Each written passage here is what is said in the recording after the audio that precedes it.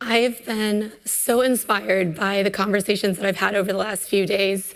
It's gotten me to thinking about movements, the movement that stand together and the catalysts are building, and also movements from our past. And for me, the one that really comes to mind immediately is the civil rights movement. When I talk to graduates from, say, the class of 1949 at Dunbar High School, which is a historically African-American high school in Baltimore City, what they describe is growing up in a neighborhood that was diverse in so many different dimensions. They knew teachers and sanitation workers and doctors and lawyers and stay-at-home moms. And so while it was racially segregated, it was very diverse in many other ways. But what has happened is, with the intention of bringing about a more equitable and just society, we decided we would integrate the schools. But what actually happened was you've had, out of most American cities, and certainly in Baltimore, white flight out of the cities, followed by middle-class black flight out of the cities. And so now what we're left with as a city is more segregated than it was before. We're segregated by both race and by class. So Dunbar High School is now not only predominantly African-American, but predominantly free and reduced lunch. So the question is, how do we actually realize what was intended in the civil rights movement? And we believe that you can think of it in two parts. You have the logos of the movement, so the policy piece, the legislation, the part that government plays a role in. But if you only have that and you miss the ethos of the movement, the spirit of it, the ability for people to build relationships across lines of difference where we can actually see ourselves in one another, where we understand that my destiny is inextricably linked to yours, then you will never get a more equitable and just society. So that is exactly what Thread is doing. We know that this is important for many reasons. A great example is Allentown and Youngstown. So Sean Stafford from Harvard did a study where he noticed in these two towns, they had both lost their steel industries. They were demographically similar to each other and to Baltimore and to many other American cities in terms of race, religion, class. But what was happening was that Allentown was kicking butt. They were thriving in terms of the education outcomes, public health, crime, the economy, and Youngstown was really suffering. And so they asked the question, why? And it turned out to be something very simple. In Youngstown, where things weren't going so well, we might go to church together on Sundays and we'd bowl together on Fridays, and we worked at the factory together throughout the week. But in Allentown, where things were thriving, we would work together, we would go to church together, and we would go bowling together. So it was the diversity and the cross-connectedness that actually led to better collective outcomes for everybody. So how are we trying to do this in Thread? Well, it's quite simple. What we do is we enroll high school students and we build relationships. The students that we enroll are ninth graders who rank in the bottom 25% of their class.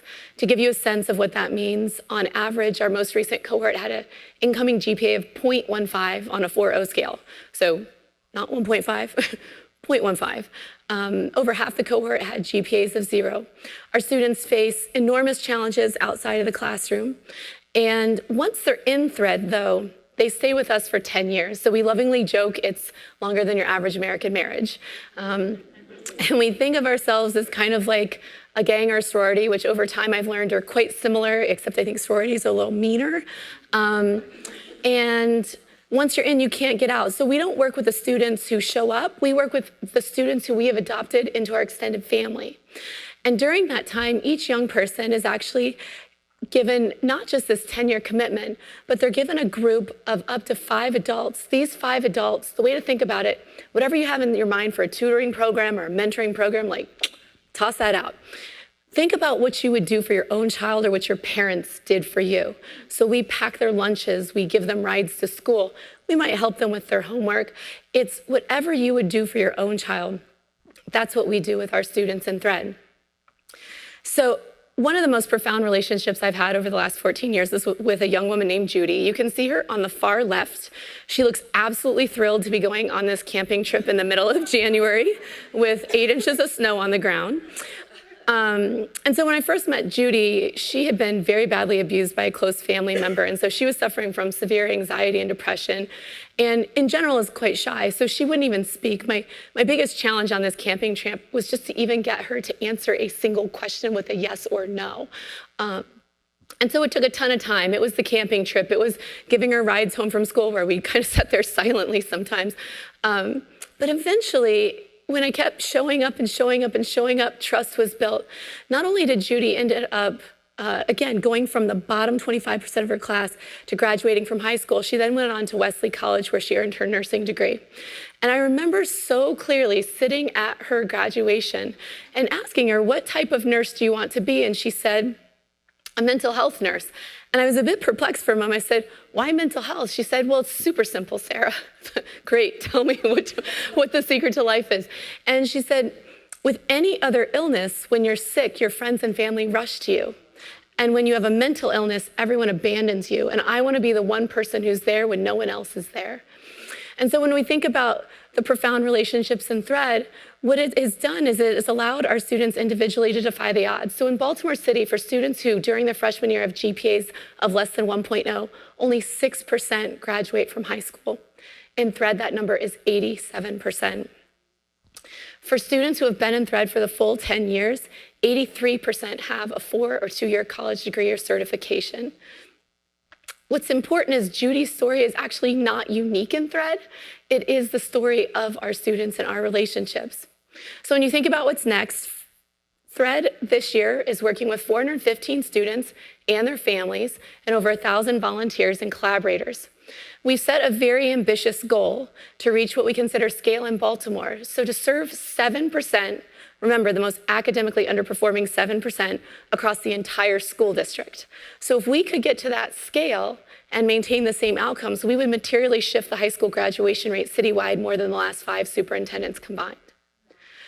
More importantly, though, we can address the underlying root cause, the root behind challenges with education, crime, public health. It's all beneath it is social isolation. So when you think about getting to that scale would actually mean weaving relationships between 3,000 students, 8,000 volunteers, the adult counterparts in their family, collaborators, donors, staff, board members. We would actually be a community of 20,000 adults in Baltimore City. So we would represent 5% of the entire adult population. Those are your early adopters for how we can realize what was intended in the civil rights movement in Baltimore City. So if you think of us as kind of like a gang or sorority, what we've come to realize over our last 14 years is that the critical piece that allows us to achieve this success is that the focus has to be about both the growth of the young person, but also the growth of the adult. So if we want young people to be responsible, then if we tell them we're going to take them to school, we need to be responsible and show up and take them to school.